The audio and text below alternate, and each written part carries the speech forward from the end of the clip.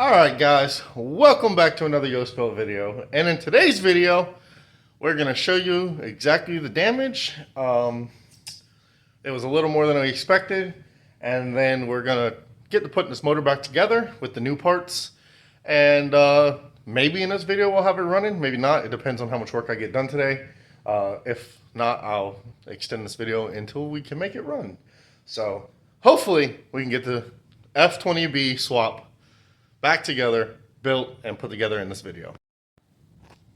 So the first thing we're going to look at are the rings.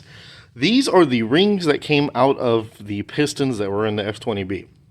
If you notice anything oddly strange, those don't look much like rings anymore. The secondary ring on every piston was stuck so bad that I had to literally use a screwdriver and a pick, get up under the edge of the ring and pry the rings out of the pistons. Knowing that doesn't give me high hopes for the pistons, because that's a lot of pressure on the skirts of the pistons and the ring lands, which, like I said in the last video about this motor, are known for cracking with a lot of timing, even though this motor supposedly was rebuilt and never had any mileage put on it. But as I was pulling those out, you can see these are the oil rings. Those are the oil groove. That is the top ring over here. These are all the second rings. Unfortunately, I found this. So I started cleaning them up. I use a really soft nylon bristle brush, and I cleaned the pistons up real well. I didn't finish this one, of course, because I found the crack. But as soon as I went to pull that ring out, you can see that little mark right there on the piston. Well, the bottom part of the ring land right there had the same mark on it. So either somebody was putting these down in the spores and it didn't want to go in and they just smashed it in, which marked up the piston, or they did something while putting the rings on that marked up the piston and they actually cracked the ring land. So there's the rod, there's the pin, everything looks good. Fortunately for me, I made a Facebook post. A friend with the same last name, Yoast, that actually runs a shop called Yoast Built, lives about 2 hours away, and said he had a piston I could have to complete the build. So we have a good F20b piston here. You can see that it's in decent shape. I'm going to clean the carbon and everything off of it. Gave me the pin, gave me the lock. For those that don't know much about F20Bs, these are floating pin motors, so you don't have a pressed cylinder pin like between the piston and rod, whereas like B series and stuff use pressed pins. Most aftermarket high performance motors use floating pin. Frees up a little horsepower. You can see here's the rod.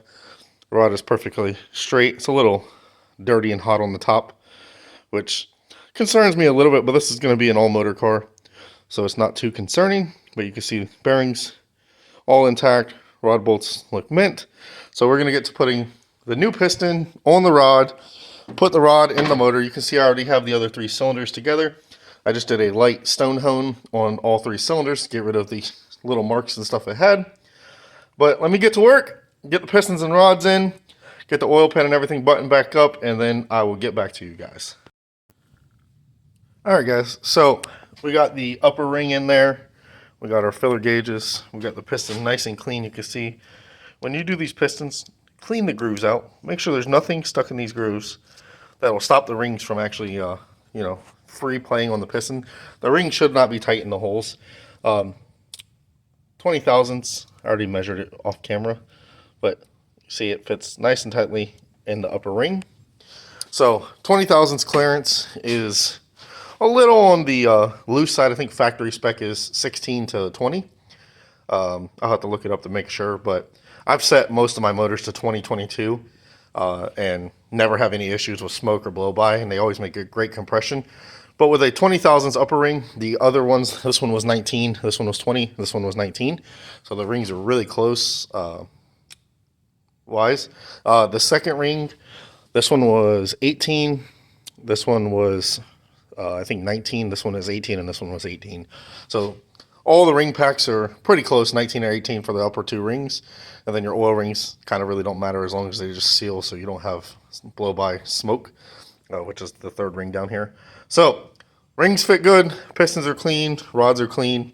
We're gonna get to sticking the last piston in, and then yeah, cylinder head, head gasket, head studs, put it back together. I'm gonna fix the wiring for the injectors. One of the injector wires came apart. So, and I also think I'm gonna put a different set of injectors in this thing.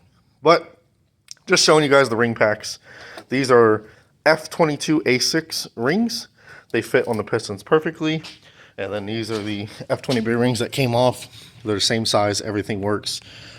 This is your upper ring, this is your secondary ring, and then there's the rest of them. So let me get back to work, and I'll get back to you once the cylinder head is going on. We can do a compression test.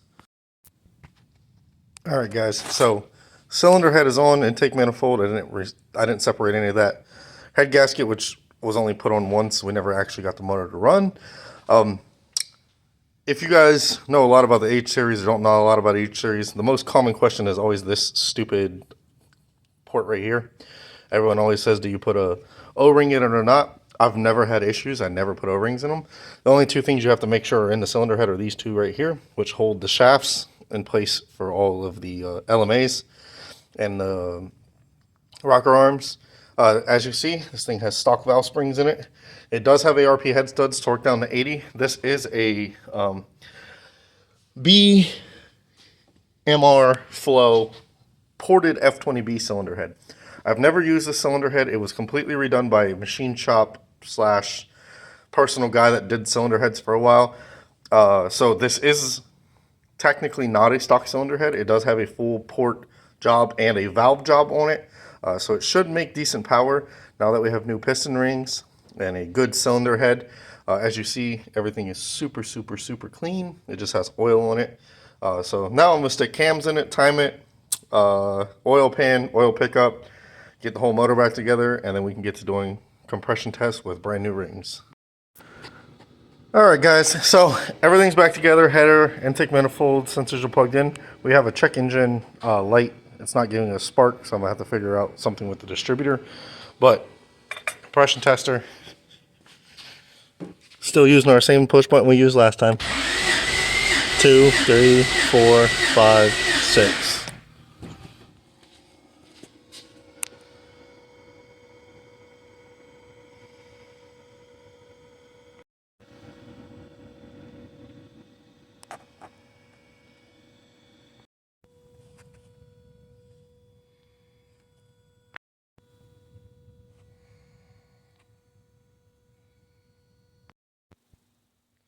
Alright guys, so to end the video, I've actually let it heat cycle. It's got a radiator and everything in it now.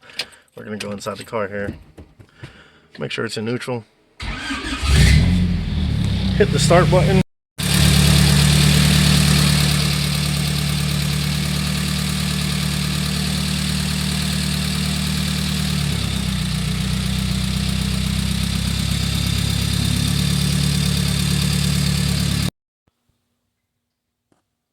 So, Euro H22 intake manifold, the full Roscoe Racing kit, 72mm throttle body, F20b bottom end, has 240 to 270 compression across the board when it was, before the rings were broken in with a wet WD-40 down in the hole, it made 270. One cylinder actually made 300. Tri-Y header, 3-inch exhaust, it's valve lashes set to 8. M2Y4 with a 5th gear grind. We already knew that. It has a Fidanza flywheel. It has a comp stage 3 clutch in it. No, it has a spec stage 3 clutch in it. It has 3-inch intake, full 3-inch exhaust with 2 resonators and a muffler, and a nitrous kit. Hopefully you guys enjoyed the videos. If you have any questions, ask them down in the comments below, and tune in for the next one. Hopefully we'll stick it on the dyno if nothing happens before then.